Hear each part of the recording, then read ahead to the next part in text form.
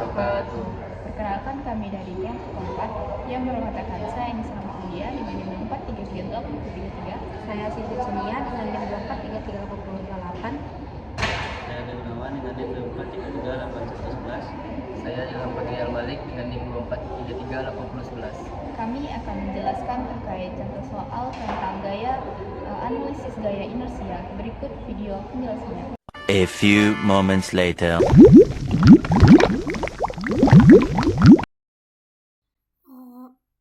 Baiklah, Assalamualaikum warahmatullahi wabarakatuh. Di sini perkenalkan saya Sinti Senia dengan NIM 24338028 akan menjelaskan tentang analisis gaya inersia pada mekanisme Rocker-Crag.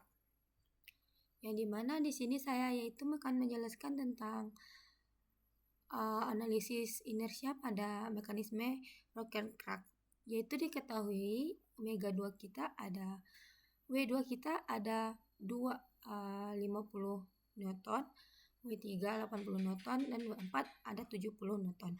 Di mana inersia 2 kita adalah 0,030 kilogram meter per kuadrat, dan inersia 3 kita ada 0,07 kilogram meter kuadrat, dan inersia 4 kita ada 0,038 kilometer kuadrat, di mana omega 2 kita adalah 10 rad per detik ccw, dan A2 kita ada 12,00 rad per detik kuadrat cw. Dan penjelasannya adalah gambar mekanisme dilukis dengan skala 1. Analisis kecepatan yaitu ada FB sama dengan FA ditambah FBA, omega 3 FBA dibagi BA, dan F4 BA dibagi 0,4B, di mana FA kita adalah tegak lurus 0,2A sama dengan omega 2 dikali 0,2A. Selanjutnya yaitu ada FBA tegak lurus bersama dengan AB. Dan selanjutnya yaitu ada FB tegak lurus O4B. Selanjutnya yaitu analisis percepatan, di mana AB sama dengan AA ditambah ABA, dan A1B ditambah ANB sama dengan A1A ditambah ANA ditambah A1BA ditambah ANBA, di mana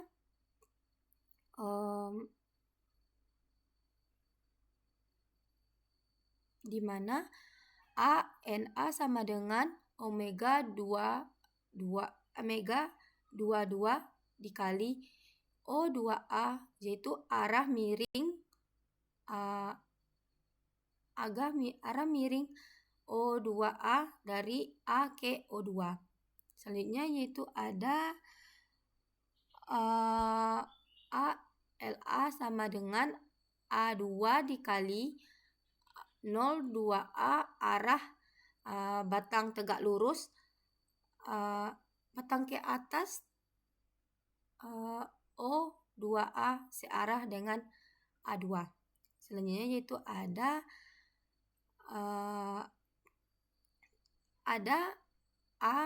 ANB sama dengan omega 2 4 dikali O4B, arahnya yaitu miring O4B dari B ke O4. Selanjutnya yaitu ada A1B, di mana A4 dikali O4B arah tegak lurus. 0,4B besernya dicari. Selanjutnya yaitu ada AN4BA sama dengan omega 23 dikali BA, arahnya yaitu miring BA dari B ke 4A. Selanjutnya ada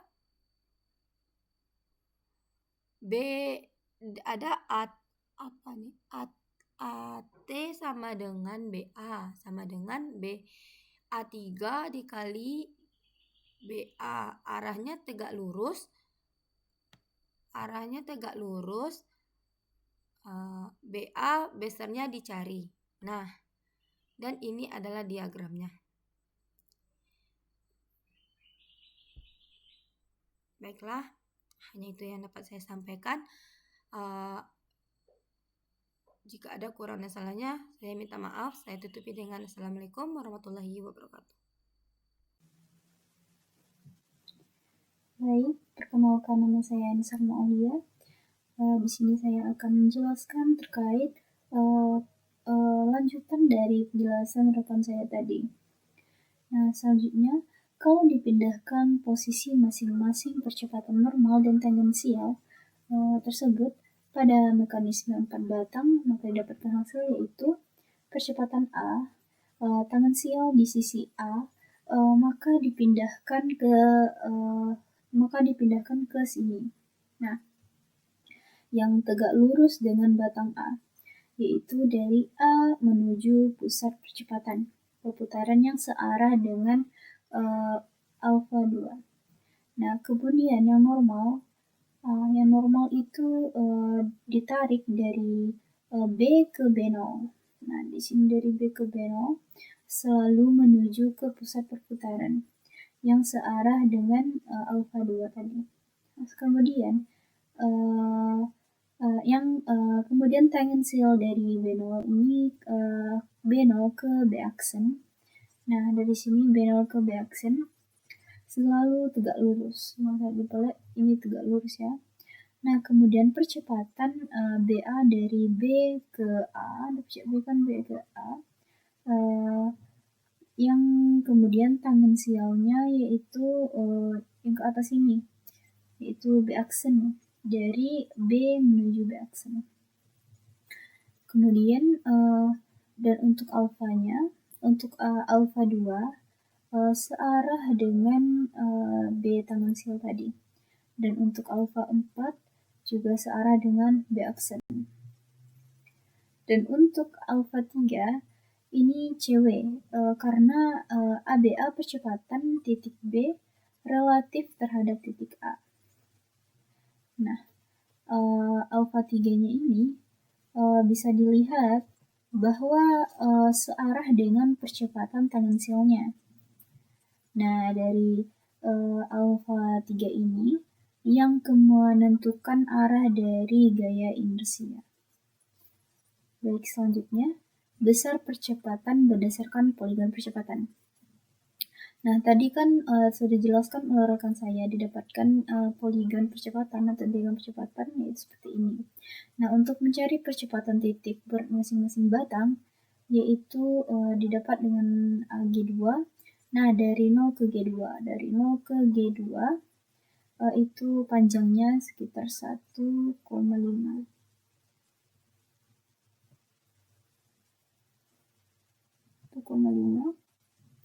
1,5 dan AG3 dari 0 ke G3 didapatkan yaitu 1,5.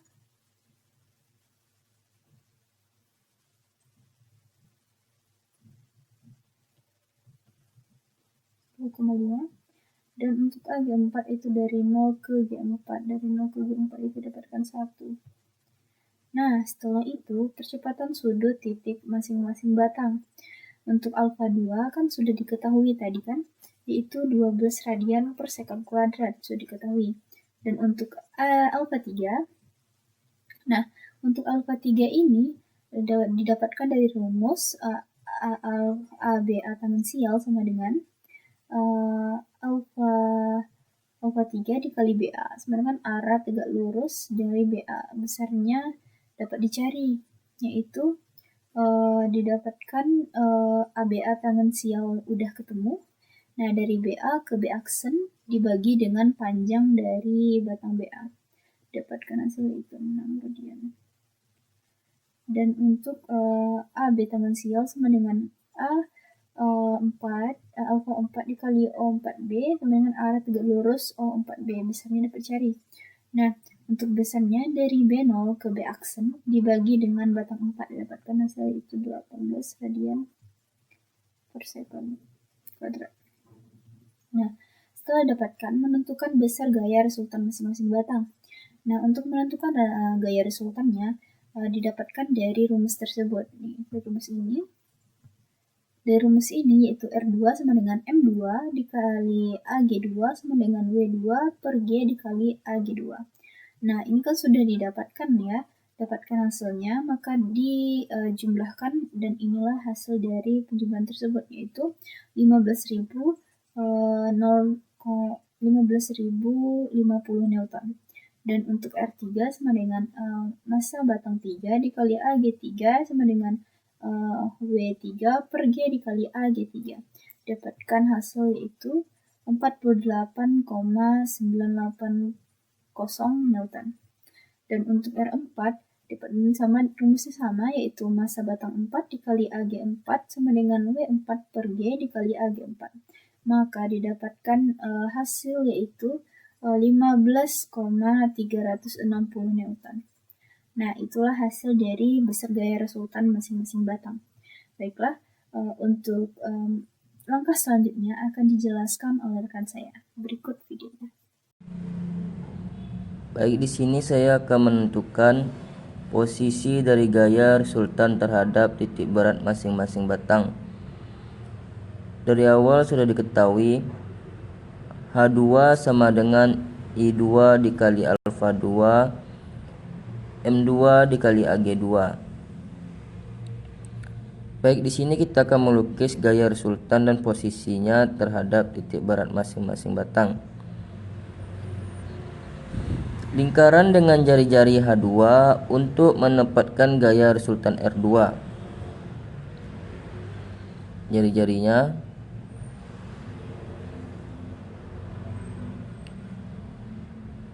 gaya resultan R2 yang bekerja pada batang 2 searah dengan AG3. Ini dia, yang berwarna biru ini garisnya. Jadi kalau kita diposisikan di jari-jarinya ini terletak di sebelah kanan searah jarum jam R2-nya. Maka A2 arahnya CW.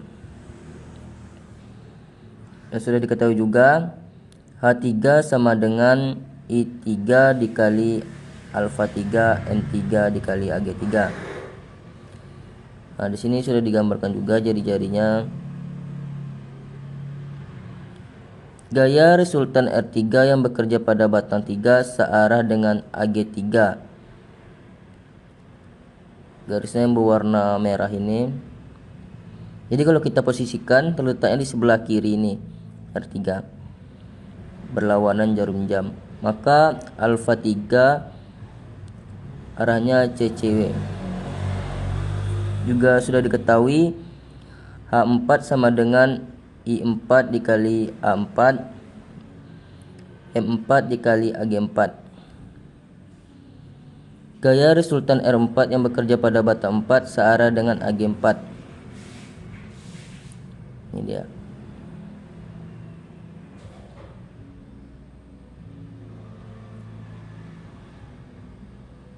Posisinya di sebelah kiri R4-nya.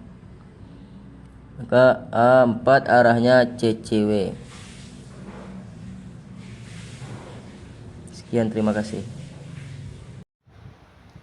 Baik, di sini akan saya lanjutkan materi selanjutnya, menentukan posisi dari gaya resultan terhadap titik berat masing-masing batang. Diketahui H2 sama dengan 1,2 kali A2 per M2 AG2. H3 sama dengan I3 kali A3 per M3 kali AG3. H4 I4 kali X4 per M4 kali AG4. Melukis gaya resultan dan posisinya terhadap titik gerak masing-masing batang. Lingkaran dengan jari-jari H2 untuk mendapatkan gaya resultan R2. Gaya resultan R2 yang bekerja pada batang 2 searah dengan AG2 dalam kurung A2 arahnya CW. Dan resultan R3 yang bekerja pada batang 3 arah dengan AG3 dalam kurung A3 arahnya CCW. Dapat kita lihat diagram batang. Dan selanjutnya gaya resultan R4 yang bekerja pada batang 4 searah dengan A64 dalam kurung A4 arahnya CCW. Baik, selanjutnya kita akan menentukan gaya inersia setiap batang. Besar gaya inersia sama dengan gaya resultan. F2 sama dengan R2 sama dengan 15,050 Newton,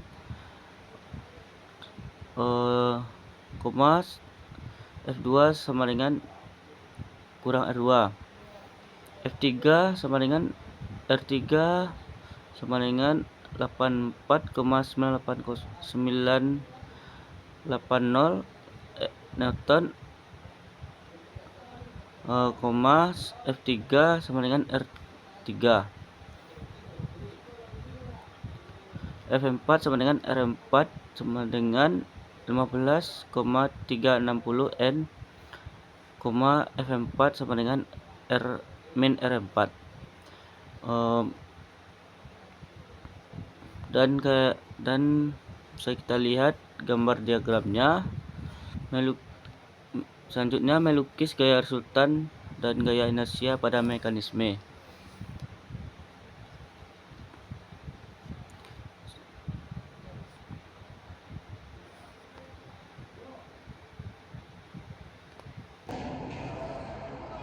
Sekian hasil diskusi dari kelompok kami.